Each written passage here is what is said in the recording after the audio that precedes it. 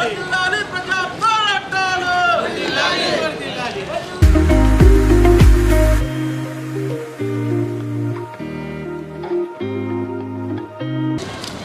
CPI జిందాబాద్ జిందాబాద్. CPI జిందాబాద్ జిందాబాద్ జిందాబాద్. CPI జిందాబాద్. CPI జిందాబాద్. వర్ధిల్లాలి వర్ధిల్లాలి. CPI వర్ధిల్లాలి వర్ధిల్లాలి వర్ధిల్లాలి. సిపిఐ వర్ధిల్లాలి. సిపిఐ జిందాబాద్. అమర్ ఆగండి అమర్.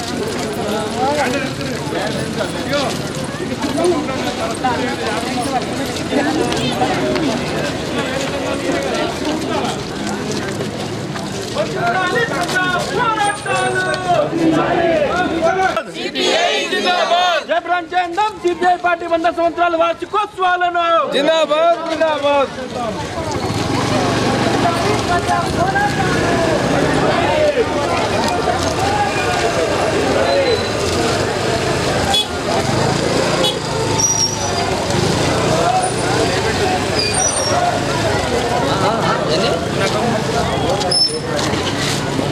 सफर केले तेव्हा गव्हर्नमेंट काम देते झेंडा काढलं त्याने झेंडा काढला.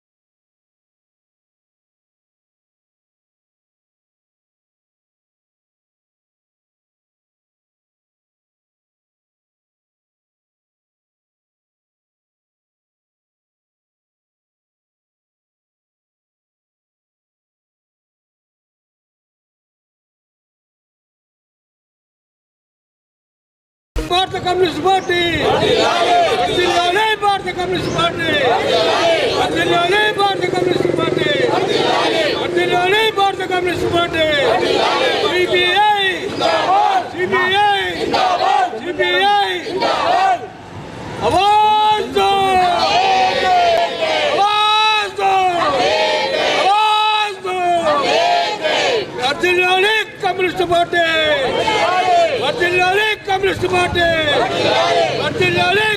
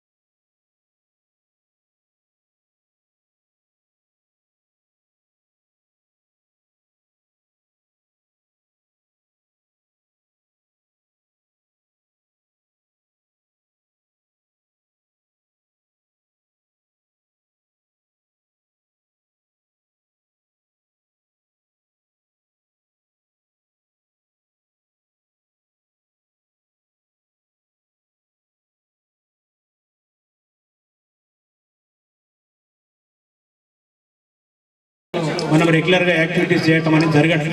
కానీ ఈ సందర్భంగా ఒక చారిత్రాత్మకమైనటువంటి ఈ జిల్లాలో సిపిఐ పార్టీ నిర్మాణానికి, అదే రకంగా ప్రజా సంఘాల నిర్మాణానికి దోహదం చేసినటువంటి మన ఈ కార్యాలయం నుండి దాంట్లో భాగంగానే ఈ కార్యాలయంలో మనం ఈ కార్యక్రమాన్ని ఏర్పాటు చేసుకోవటం అనేది జరిగింది. కామ్రేడ్స్, సిపిఐ పార్టీ ఈ భారతదేశానికి సంపూర్ణ స్వాతంత్రం కావాలని, అదే రకంగా ఈ దేశంలో ఉన్నటువంటి పేద ప్రజలు, బలహీన వర్గాల ప్రజలు అందరి సమస్యలు పరిష్కరింపబడాలని, సమాజం భారతదేశంలో ఉండాలనేటటువంటి ఉద్దేశంతోనే 1925 కంటే ముందే ఈ దేశంలో ఉండేటటువంటి నాయకత్వం కమ్యూనిస్టు పార్టీని, విదేశాల్లో ఉన్నటువంటి పార్టీని భారతదేశంలో కూడా ఏర్పాటు చేయాలా, ఈ భారతదేశానికి ఆక్రమించుకొని పాలిస్తున్నటువంటి బ్రిటిష్ సామ్రాజ్యవాదుల్ని ఈ దేశం నుంచి పంపించాలా, అదే రకంగా ఇతర దేశాల్లో ఏ రకమైనటువంటి అప్పటికే సోవియట్ రష్యాలో ఉన్నటువంటి కమ్యూనిస్ట్ పార్టీ ఆ దేశ ప్రజల కోసం పనిచేస్తున్నటువంటి ప్రభుత్వం ఏదైతే ఉందో ఆ ప్రభుత్వ ఉద్దేశంతో భారతదేశంలో కూడా ఒక సోవియట్ యూనియన్ లాగా, సోవియట్ రష్యా లాగా ఇక్కడ కూడా కమ్యూనిస్టు పార్టీని ఏర్పాటు చేసి పేద బీద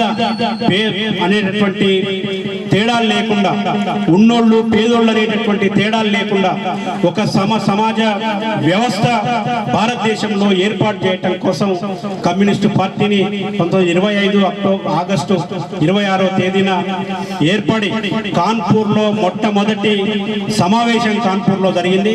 ఆ సమావేశాన్ని భారతదేశ కమ్యూనిస్ట్ పార్టీలు ఏర్పాటు దినంగా భావించి ఆ రోజు నుండి కూడా ప్రతి సంవత్సరం ఆవిర్భావ దినోత్సవాన్ని జరుపుకుంటా ఉన్నాం. 100 సంవత్సరాల్లో అనేక ఒడిదుడుకులు కమ్యూనిస్ట్ పార్టీ ఎదుర్కొన్నారు.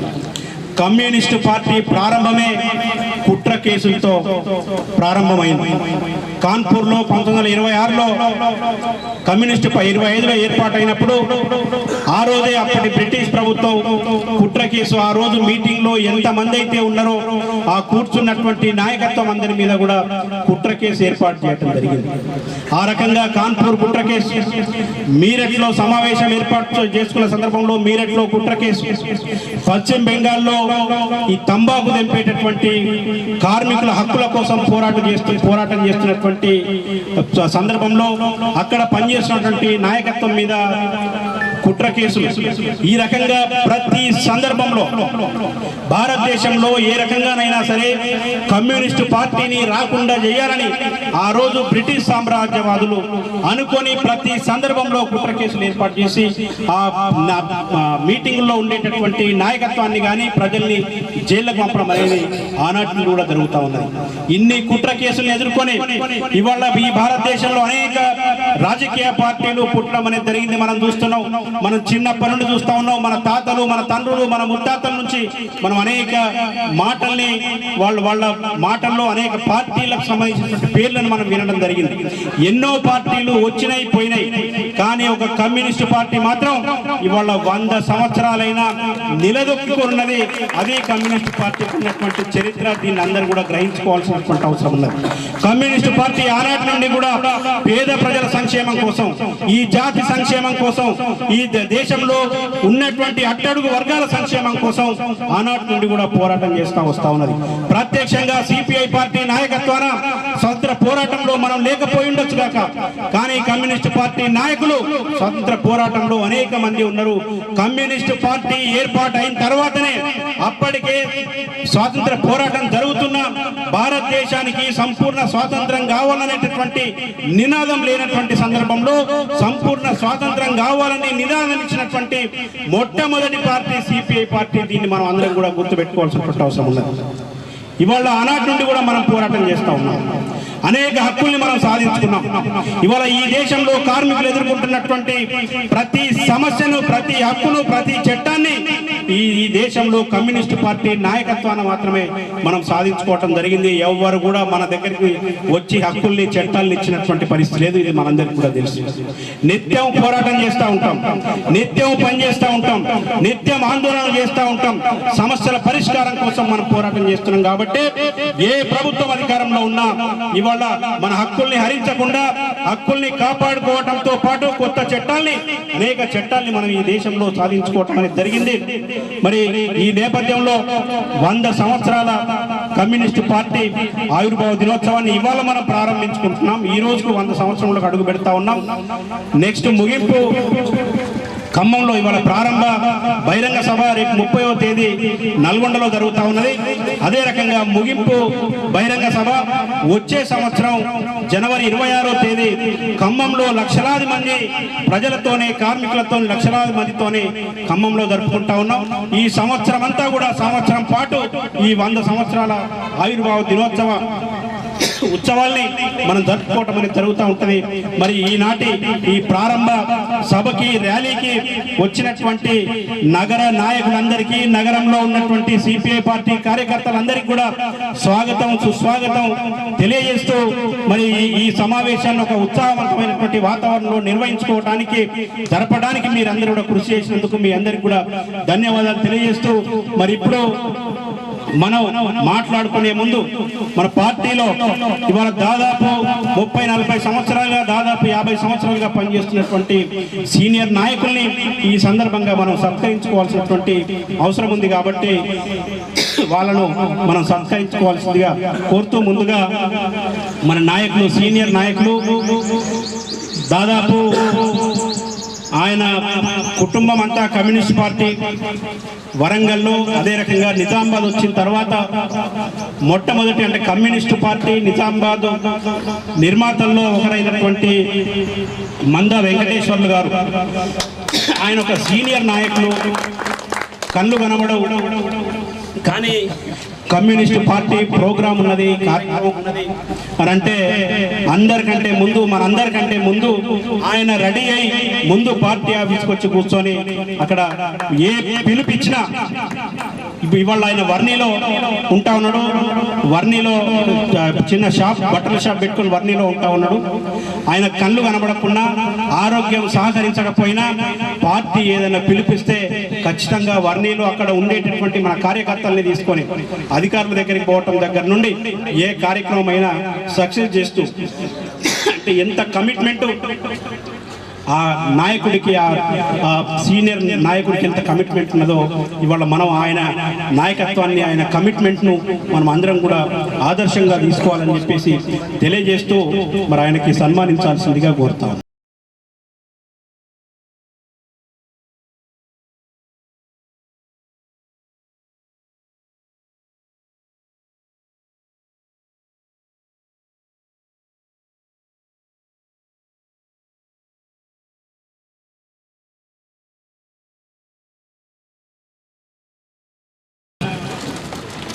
హమాలి వృత్తి చేస్తూ నిత్యం మన పార్టీ కార్యక్రమం ఏదున్నా అందరికంటే ముందు అగ్రభాగాన ఉండేటటువంటి మరో సీనియర్ నాయకుడు కామ్రేడ్ ముత్యాలు గారిని నేను దాదాపు ఒక 20 సంవత్సరాలుగా నేను ఆయన్ని గమనిస్తూ ఉన్నా, ఆయన్ని చూస్తూ ఉన్నాం. ఏం లేకుంటే ఒక్కోడైనా కూడా ఒక వ్యక్తి, ఎవరు లేకున్నా ఒక వ్యక్తి అయినా నేను సిపిఐ పార్టీ, ఇది నా పార్టీ అని గర్వంగా చెప్పుకోవడంతో పాటు ఏ కార్యక్రమం ఉన్నా అగ్రభాగం నిలబడేటటువంటి మరో నాయకుడు కామ్రేడ్ ముత్యాలు గారు. అనేక సందర్భాల్లో గంజిలో హమాలి యూనియన్లో ఆ బాధ్యతల్లో ఉంటూనే పార్టీ నాయకత్వంలో ఉండటంతో పాటు మన పార్టీ జరిగేటటువంటి మున్సిపల్ కార్పొరేషన్ ఎన్నికల్లో మనం నిలబడాలా, పోటీ చేయాలా, ఎన్నికల్లో మనం ఉండాలని చెప్పేసి మనం ఒక పార్టీ నిర్ణయం చేస్తే పోటీ చేయడానికి అందరూ సుముఖత వ్యక్తం చేయలేనటువంటి పరిస్థితుల్లో ఏదేమైనా నా పార్టీ సింబల్ ప్రజలకు పోవాల్సినటువంటి అవసరం ఉన్నది. నా పార్టీ సింబల్ ఏదో ప్రజలకు తెలవాలా, మనం చేసేటటువంటి పోరాటం, మనం చేసేటటువంటి కార్యక్రమం ప్రజలకు తెలవాల్సినటువంటి అవసరం ఉన్నది. ఎవరు నిలబడకపోయినా నేను నిలబడతా అని చెప్పేసి ప్రతిసారి ఎప్పుడు పార్టీ నిర్ణయం చేసినా అగ్రభాగాన నిలబడి దాదాపు 3-4 సార్లు మన పార్టీ తరఫున కౌన్సిలర్గా, కార్పొరేటర్గా పోటీ చేసినటువంటి నాయకుడు, సీనియర్ నాయకుడు కామ్రేడ్ ముత్యాలు గారిని కూడా ఈ సందర్భంగా సన్మానించాల్సిందిగా సుధాకర్ గారిని కోరుతాను.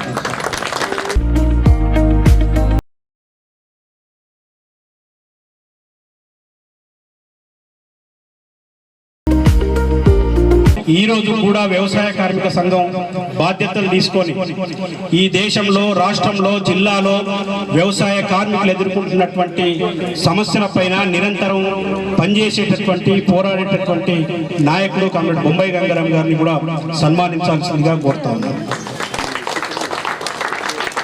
వర్ధిల్లాలి భారత కమ్యూనిస్ట్ పార్టీ, వర్ధిల్లాలి భారత కమ్యూనిస్ట్ పార్టీ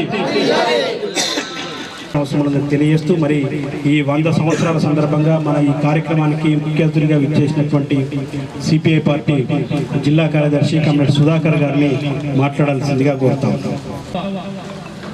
ఆవిర్భావ దినోత్సవం సందర్భంగా నిజామాబాద్ నగర నడిబొడ్డు శ్రద్ధాంజలిగంజ్ హమాలి కార్యాలయం నుండి ఇక్కడి వరకు ర్యాలీలో పాల్గొన్నటువంటి ప్రతి ఒక్క కామ్రేడ్కు ముందుగా భారత కమ్యూనిస్ట్ పార్టీ నిజామాబాద్ జిల్లా సంఘం తరఫున అందరికీ విప్లవందాలు తెలియజేస్తా ఉన్నాను. సభాధ్యక్షులు ఓమయ్య గారు 100వ ఆవిర్భావ దినోత్సవం సందర్భంగా సన్మాన గ్రహీతలు, ప్రజా పోరాటాలపైన ఎన్నో త్యాగాలు చేసి జైలుకు పోయినటువంటి నాయకులు మనం సన్మానించడం జరిగింది. దాంట్లో భారత కమ్యూనిస్ట్ పార్టీ నిజామాబాద్ జిల్లా నిర్మాతలో ఒకరు ఉన్నటువంటి వన్ని వెంకటేశ్వర్ల గారు, మందా వెంకటేశ్వర్ల గారు, ముత్యాలు గారు, బొంబాయి గంగారాం గారు, అదేవిధంగా వేదిక మీద ఉన్నటువంటి నరసింహరావు గారు, పరశురామ్ గారు, ఆలీ గారు, హైమదీ బేగం, కవిత, అదేవిధంగా అనిల్ గారు, సురేష్ గారు, రమేష్ గారు, భాను గారు, అదేవిధంగా దేవేందర్ గారు, ఈ కార్యక్రమానికి వచ్చినటువంటి అందరికీ, బి రఘురామ్ గారు, అంజలి, అందరికీ మరోసారి పేరు పేరున విప్లవాదాలు తెలియజేస్తూ, నాకన్నా ముందు మాట్లాడినటువంటి ఉమయ్య చాలా విషయాలు తెలియజేయడం జరిగింది. ఈ దేశానికి స్వతంత్రం రాకముందు అనేకమైనటువంటి వివిధ వృత్తులుగా పనిచేస్తున్నటువంటి సమయం అది. ఒకరికి ఒకరు కలుసుకొని మాట్లాడితే ఆ రోజు బ్రిటిష్ వాళ్ళు కేసులు పెట్టేటువంటి రోజులు మనకు తెలుసు. గణపతి విగ్రహం సంబంధించినటువంటి విషయం, ఇలా గణపతి చవితి అనేది ఫ్యాషన్ గా మారుండొచ్చు, కానీ ఒకనాడు బాలగంగాధర్ తిలక్ నాయకత్వాన గణపతి పెడితే ఒక 10 మంది జమ అవుతారు, భక్తి పేరుతోటి 10 మంది మాట్లాడుకోవచ్చు. ఆ రోజు బ్రిటిష్ వారు ఏమనరు అని చెప్పేసి గణపతి పెట్టి సమావేశాలు పెట్టినటువంటి ఘన చరిత్ర కమ్యూనిస్ట్ పార్టీకి ఉన్నది. ఆ గణపతి పెట్టి గణపతి పూజ చేస్తూనే ఈ దేశానికి స్వతంత్రం కోసం ఏం చేద్దామని చెప్పేసి డిస్కషన్ చర్చ చేసుకునేటువంటి వేదిక గణపతి విగ్రహం పెట్టేటువంటి చోటు. ఇలా పద్ధతులు మారుండొచ్చు, కానీ గణపతి పెట్టిన ఉద్దేశం అయితే ఆనాడు ఈ దేశానికి స్వతంత్రం కావాలి, 10 మంది జమ కావాలంటే ఒక దేవుడిని ముందర పెట్టుకొని పూజ చేసుకొని మనం సమీకరణ మీటింగ్ పెట్టుకోవాలని చెప్పేసి గణపతిని పెట్టినటువంటి పార్టీ మనది. ఆ తర్వాత అనేక దఫాలుగా ఇలా మనం అనేక జెండాలు పెట్టుకొని మనం పనిచేస్తా ఉన్నాం. ఏఐటీసీ కావచ్చు, కార్మికుల సమస్యల పైన, విద్యార్థుల సమస్యల పైన ఏఎస్ఎఫ్ కావచ్చు, యువత సమస్య పైన ఏఐవైఎఫ్ కావచ్చు, మహిళల సమస్య పైన మహిళా సంఘం కావచ్చు, కార్మిక సమస్యలు వ్యవసాయ కార్మికుల సమస్యల పైన వ్యవసాయ కార్మిక సంఘం కావచ్చు, రైతు సంఘం కావచ్చు, ఇలా గిరిజన సంఘం కావచ్చు, అనేక సంఘాలు పెట్టి భారత కమ్యూనిస్ట్ పార్టీ జెండా కింద ఇలా రాజీ లేని పోరాటాలు నిర్వహిస్తూ ఉన్నాం. మనం సమస్య తీసుకుంటే ఆ సమస్య పరిష్కారమైన వరకు మనం పోరాటం చేస్తున్నాం. ఈ 100 ఏళ్ల కాలంలో భారత కమ్యూనిస్ట్ పార్టీ ఎన్నో విజయాలు సాధించింది. మనం అనుకోవచ్చు, అన్న ఇన్ని విజయాలు సాధించింది, మరి మనకు ప్రజాపతులు లేరా అని చెప్పేసి. ఈరోజు కూనంనేని సాంబశివరావు గారు అసెంబ్లీలో ఉన్నారు. అసెంబ్లీ మొదలైతే మనం చూస్తూ ఉన్నాం, చాలా ప్రజా సమస్యల పైన, కార్మిక సమస్యల పైన అనేక విషయాలు మాట్లాడుతున్నాడు. అసెంబ్లీలో 119 మంది ఎమ్మెల్యేలు ఉన్నప్పటికీ ఎవరైనా ప్రజా సమస్యల కోసం మాట్లాడుతున్నాడు అనుకుంటే, మాట్లాడే ఎమ్మెల్యే ప్రజల గురించి మాట్లాడుతున్నాడు, పేదల గురించి మాట్లాడుతున్నాడు అని చెప్పేసి ఉన్నాడు ఎమ్మెల్యే మాట్లాడుతున్నాడంటే ఆయన ఒక కూనంనేని సాంబశివరావు గారు అని చెప్పేసి మనం చెప్పక తప్పదు. అంటే మనం ఒక్కోలు ఉన్నా కానీ ప్రజా సమస్యల గురించి, కార్మిక సమస్యల గురించి మాట్లాడుతున్నాం. మరి 100 ఏళ్ల చరిత్రలో, 100 ఏళ్ల చరిత్రలో ఎన్నో పోరాటాలు సాధించుకున్నాం. ఓమన్న విషయాలు చాలా చెప్పడం జరిగింది, దాని లోపల బోధించుకోలేదు. కానీ ఇంకా ఏం చేయాలి, భవిష్యత్తు ఉంది మన దగ్గర. 100వ భారత కమ్యూనిస్ట్ పార్టీ పుట్టినరోజు మనం ఉన్నామంటే మనం చాలా సంతోషించుకోవాల్సిన అవసరం అనేది నేను భావిస్తా ఉన్నాను. మరి రాజకీయాలకు వస్తే ఇలా దేశంలో, రాష్ట్రంలో అనేక మార్పులు జరుగుతూ ఉన్నాయి. మన కళ్ళ ముందు చూసినటువంటి 10 ఏళ్ల క్రితమే మనం చూస్తాం ఈ దేశంలో, ఈ రాష్ట్రంలో. దేశంలో ఉన్నటువంటి బీజేపీ, ఈ రాష్ట్రంలో కేంద్రం, ఆనాడు జాతీయ పార్టీగా ఉన్నటువంటి సిపిఐ, తెలంగాణ రాష్ట్రం కావాలని చెప్పేసి తెలంగాణలో ఉన్నటువంటి 10 జిల్లాలతో పాటు ఆంధ్రప్రదేశ్ ఉన్నటువంటి మరో 13 జిల్లాలు, మొత్తం 23 జిల్లాలు ఉండే ఆ రోజు. ఆ 13 జిల్లాల్లో, ఈ 10 జిల్లాలో 23 జిల్లాలో కూడా పార్లమెంట్ లో తెలంగాణ బిల్లు పెట్టాలని చెప్పేసి పోరాటం చేసిన పార్టీ ఏకైక పార్టీ భారత కమ్యూనిస్ట్ పార్టీ అని చెప్పేసి చెప్పక తప్పదు. ఆ పోరాటంలో మనం పాల్గొన్నాం. అంతకుముందు చరిత్ర కూడా మనకు తెలుసు. ఆనాడు నైజాం ప్రభు భారతదేశానికి స్వతంత్రం వచ్చిన తర్వాత కూడా హైదరాబాద్ సంస్థానాన్ని భారతదేశంలో విలీనం చేయకుండా నేను సపరేట్ రాజ్యం నడుపుకుంటాను, లేకుంటే పోయి పాకిస్తాన్ లో కలుస్తా అని చెప్పేసి చెప్పినటువంటి సందర్భంలో మన భారత కమ్యూనిస్ట్ పార్టీ నాయకులు మగ్దుం మహనూరుద్దీన్ గారు, రావి నారాయణ రెడ్డి గారు, అనేక మంది నాయకులు ప్రజలతోటి మాట్లాడి ప్రజలను చైతన్యం చేసి బాంచన్ దొరాన్ని కాల్ముతున్నటువంటి ప్రజలతోటి బందూకులు పట్టించి ఈ తెలంగాణ ప్రాంతాన్ని భారతదేశంలో విలీనం చేసినటువంటి చరిత్ర మన కమ్యూనిస్ట్ పార్టీ అనేది చెప్పాల్సినటువంటి అవసరం ఇది. ఇంత చరిత్ర ఉన్నటువంటి మన పార్టీకి ఎవరు వేలెత్తి చూపెట్టేటువంటి పరిస్థితి లేదు. కానీ ఇలా ప్రజాప్రతినిధులు లేకపోవచ్చు, ఎందుకు లేరని కూడా మనం ప్రశ్నించుకోవాల్సిన అవసరం ఉన్నది. ఇలా మనకు తెలుసు, ఒక వార్డు మెంబరు, ఒక సర్పంచ్, ఒక ఎంపీటీసీ, ఒక కౌన్సిలర్ పోటీ చేయాలనుకుంటే ఇలా డబ్బుతోటి ఇలా కొన్ని పార్టీలు కొనుగోలు చేసి ఓటర్లను తప్పుదారి పట్టిస్తా ఉన్నారు. గెలిచిన తర్వాత ధనార్జన్ని ఆలోచించి వారు సైకిల్ మీద పోయేటప్పుడు, కారులో పోయేటటువంటి పరిస్థితి తీసుకొస్తా ఉన్నాడు. నిజమైనటువంటి సేవ చేసేవాడు ఇలా ఎన్నికల్లో పోటీ చేసి గెలవలేని పరిస్థితి ఉన్నది. అయినా కానీ మనం పోటీ చేద్దాం. భవిష్యత్ ఎన్నికల్లో గ్రామాల్లో, వార్డుల్లో సర్పంచ్ గా, అదేవిధంగా నగర పట్టణ ప్రాంతాల్లో కౌన్సిలర్ గా, కార్పొరేటర్ గా ఖచ్చితంగా మనం పోటీ చేద్దాం. గెలుపు ఓటమి మన చేతిలో లేదు. ఎందుకంటే ఈ మధ్యకాలంలో అనేక పార్టీలు వచ్చినాయి. ఢిల్లీలో చూస్తాం మనం, ఆ పార్టీని చూస్తాం. ఒక 5-6 సంవత్సరాల క్రితం పార్టీ పెట్టి వెంటనే ఎన్నికలు జరిగితే ఎన్నికల్లో పాల్గొని డైరెక్ట్ ముఖ్యమంత్రి అయినటువంటి పరిస్థితి మనం చూసినాం.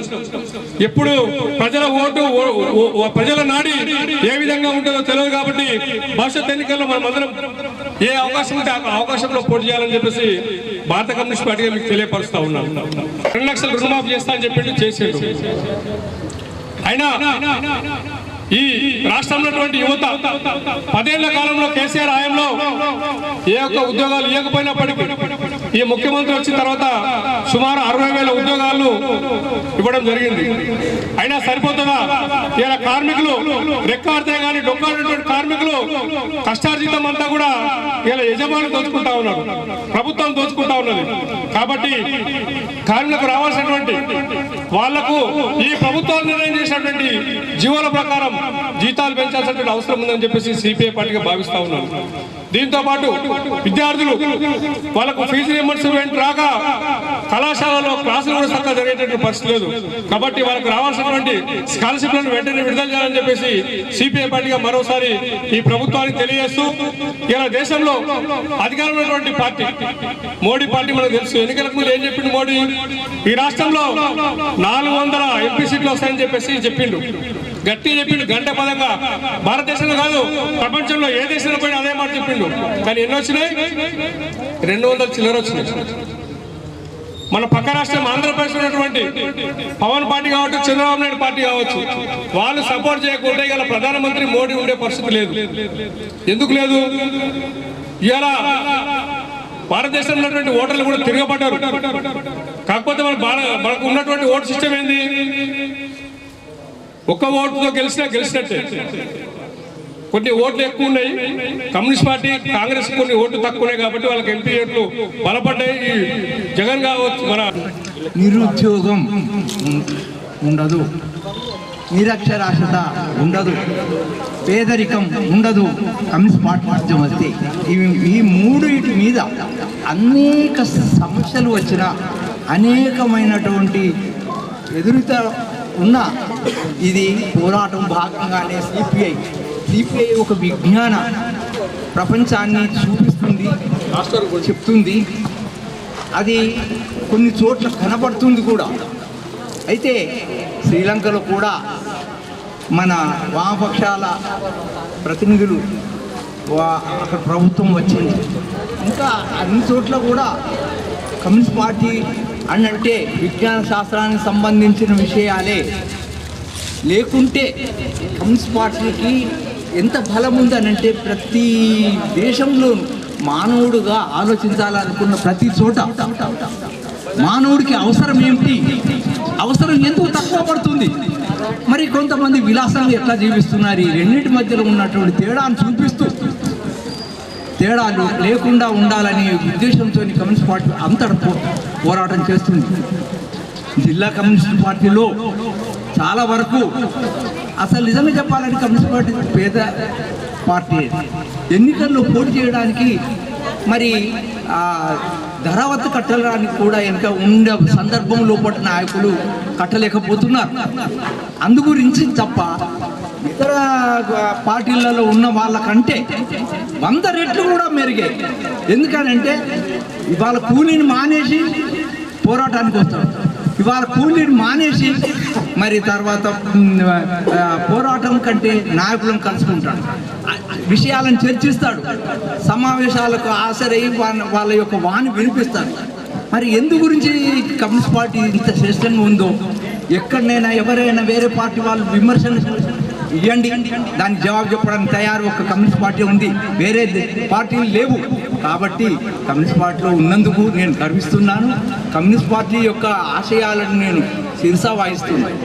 చేస్తుంటే అదే అమెరికా చుట్టుపక్కల దాదాపు 89 దేశాల్లో కమ్యూనిస్ట్ పార్టీ అధికారంలోకి రావడం జరిగింది. ఆ ప్రజలు ఎక్కడ ఇబ్బందుల్లో ఉన్నా, ఎక్కడ సంక్షోభంలో ఉన్నా మన భారతదేశంలో కూడా ఖచ్చితంగా మనకు ఆ రోజులు వస్తాయి. ఖచ్చితంగా ఆ రోజుల కోసం మనం వేచి చూడాల్సిన అవసరం ఉంది. ఆ దిశగా మనం పనిచేయాల్సినటువంటి అవసరం ఉన్నదని చెప్పేసి మీ అందరికి కూడా తెలిపిస్తూ ఇప్పుడు చెల్లెమ్మ ఎర్ర జెండలెత్తారావే నా చెల్లెమ్మ ఎర్ర ఎర్ర దారిలోన నా చెల్లెమ్మ ఎర్ర జెండలెత్తారా నా చెల్లెమ్మ ఏళ్ళకేళ్ళు చూసి మనము నా చెల్లెమ్మ ఏమి బాముకున్నా అమ్మో నా చెల్లెమ్మ స్వాతంత్రం వచ్చి కూడా నా చెల్లెమ్మ 70 ఏళ్ళు దాటిపోయే నా చెల్లెమ్మ స్వాతంత్రం వచ్చి కూడా నా చెల్లెమ్మ 70 ఏళ్ళు దాటిపోయే నా చెల్లెమ్మ తెల్లదొరలు పోయినారే నా చెల్లెమ్మ నల్లదొరలు వచ్చినారే నా చెల్లెమ్మ తెల్లదొరలు పోయినారే నా చెల్లెమ్మ నల్లదొరలు వచ్చినారే నా చెల్లెమ్మ ఎర్ర ఎర్ర దారిలోన నా చెల్లెమ్మ ఎర్ర జెండలెత్తారావే నా చెల్లెమ్మ దొరలు బాగా పలిచినారే నా చెల్లెమ్మ ధరలు బాగా పెంచిన నా చెల్లెమ్మ ధరలు బాగా పలిచి నా చెల్లెమ్మ ధరలు బాగా పెంచి నా చెల్లెమ్మ కార్మికులు ఏకామైతే నా చెల్లెమ్మ పంపినోడు ఉంటాటోడే నా చెల్లెమ్మ కార్మికులు ఏకామైతే నా చెల్లెమ్మ పంపినోడు ఉంటాటో నా చెల్లెమ్మ కూలీలంతా ఏకామైతే నా చెల్లెమ్మ రైతు భూస్వామి ఉంటాటోడే నా చెల్లెమ్మ కూలీలంతా ఏకామైతే నా చెల్లెమ్మ భూస్వామి ఉంటాటోడే నా చెల్లెమ్మ ఎర్ర ఎర్ర దారిలోన నా చెల్లెమ్మ ఎర్ర జెండలెత్తారావే నా చెల్లెమ్మ రైతు కూలి సంఘములోన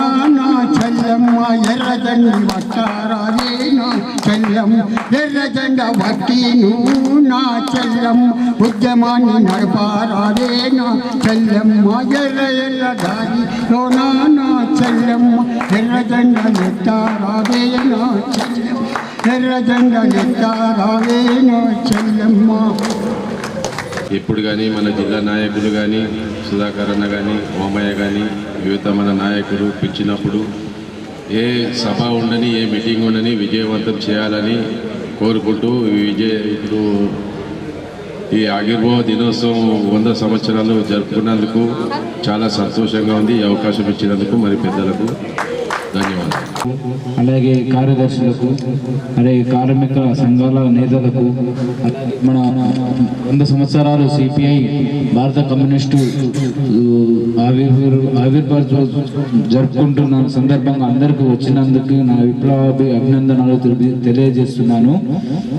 ఈ 1925 సంవత్సరంలో అప్పుడు నాకు తెలియదు, నేను ఇప్పుడు నా ఏజ్ ఇప్పుడు ఎంత 39-35 ఉన్నది. అప్పుడు సిపిఐ పార్టీ పుట్టిందంటే నాకు తెలిసినట్టుకు ఇప్పుడు నాటే జోకు కాదు ఇది. ఎందుకంటే సిపిఐ అంటే ఒక బలోపేతం లాగా మొత్తం దద్దరిల్లిపోయినట్టు ప్రజలలో మనం తీసుకెళ్లి దీన్ని ఐకమత్యంగా చేసి ఒక తాటి మీదుగా ఉండాలనిసిందిగా నేను కోరుకుంటున్నాను. మరి ఒకటి ఏంటంటే సిపిఐ అంటే ఎప్పుడు పుట్టిందనే సంవత్సరం అనేది కూడా నాకు తెలియదు. స్వాతంత్రం వచ్చిందంటే 1947లో ప్రతి ఒక్క స్టూడెంట్ కైనా ఎవరికైనా అడిగితే చెప్పడం జరుగుతుంది. ఆ సామాన్యంగా మనందరికీ తెలుసు. కాకపోతే ఒకటి ఏంటంటే మనకు సిపిఐ పార్టీ ఎప్పుడు బ్రిటిష్ పాలన నుంచి వాళ్ళ తోటి బయట వెళ్ళిందంటే 1925 సంవత్సరం నుండి అప్పటి నుంచి ఇప్పుడు దాకా ఈ సంవత్సరంలో 100 సంవత్సరాలలో నేను పాల్గొనడం చాలా సంతోషకరంగా ఉన్నది. మిగతా 100 నేతలు సిపిఐ పార్టీ కార్మికులు ఐక్యంగా ఉండాలని నా యొక్క ఉద్దేశపూర్వకంగా ఈ యొక్క అవకాశం ఇచ్చినందుకు ధన్యవాదాలు తెలియజేస్తున్నాను. నాయకులు సుధాకర్ గారు, సురేష్ గారు, భాను గారు అందరికీ, మరి మన రఘు గారు అందరికీ లాల్ సలాం. ఈరోజు సిపిఐ 100 సంవత్సరాలు జరుపుకుంటున్నాం. అందరికీ పేరు పేరున శుభాకాంక్షలు తెలుపుతున్నాను. ఈ సంవత్సరాలు 100 years సెంచరీ అంటే నాట్ ఏ జోక్. అన్ని కష్టాలు పడి రైతులకు, స్టూడెంట్స్ కి, ఫార్మర్స్ కి, మరి ఇంత కార్మిక శాఖ వాళ్ళకి అందరు వర్కర్ యూనియన్స్ కి అందరికి ఒక వేదికపై తీసుకొచ్చి వాళ్ళ గొంతును ప్రభుత్వానికి ఆనాడు 100 సంవత్సరాల కింద బ్రిటిష్ సామ్రాజ్యంలో అందరు ఒక నలుగురు కలిసి కూడా సెలక్షన్ కేసెస్ వేసే పొజిషన్ లో ఒక మంచి మన సుధాకర్ అన్న గారు చెప్పినట్టు ఒక ప్రోగ్రామ్ పెట్టి గణేష్ ఉత్సవి నిర్మాణించి ఒక నలుగురిని గ్యాదర్ చేసి ఒక అవేర్నెస్ ప్రోగ్రామ్ చేసి బ్రిటిష్ కి అగెనిస్ట్ గా మన స్వాతంత్ర పోరాటం కోసం కృషి చేసిన ప్రతి ఒక్క ఇండిపెండెంట్ ఫ్రీడమ్ ఫైటర్ కి నేను ఈ రోజు 100 సంవత్సరాలు జరుపుకున్న వేదిక నుంచి అందరికీ పాదాభివందనాలు తెలుపుతున్నాను. జోహార్ వాళ్ళందరికీ. మరి ఆనాడు నుంచి ఈనాడు దాకా సిపిఐ వాళ్ళు ఏ కష్టం ఏదైనా శ్రమికులు ఉంటే వాళ్ళ వాయిస్ ని ఎవరు ప్రభుత్వంలో ఉన్నారు వాళ్ళకి అడిగి వాళ్ళకి ఒక సొల్యూషన్ తీసుకొచ్చే విధంగా ఈనాడు కూడా మనం ప్రయత్నిస్తున్నాం, వాళ్ళని ప్రొడక్ట్ చేస్తున్నాం. మరియు సిపిఐ వీళ్ళందరూ ఉన్న వాళ్ళందరూ ఒక సోల్జర్స్ లాగా సిపిఐ కట్టడి ఉండి అందరూ కలిసి కట్టుగా అందరు ఉన్నాం. ఇంకా ఫ్యూచర్ లో కూడా కలిసి కట్టుగా ఉంటాం. అందరు ప్రజల కోసం కానీ, పేదల కోసం కానీ, రైతుల కోసం కానీ, స్టూడెంట్ కోసం కానీ వాళ్ళ సమస్యలందరినీ ఒక వేదిక తీసుకొచ్చి పరిష్కరించేందుకు మేము ప్రయత్నిస్తాం. అందరికి ఒక పిడికిలి బిగించి అందరూ సిపిఐ తరపున 100 సంవత్సరాలు అందరికీ జోహార్, లాల్ సలాం, లాల్ సలాం.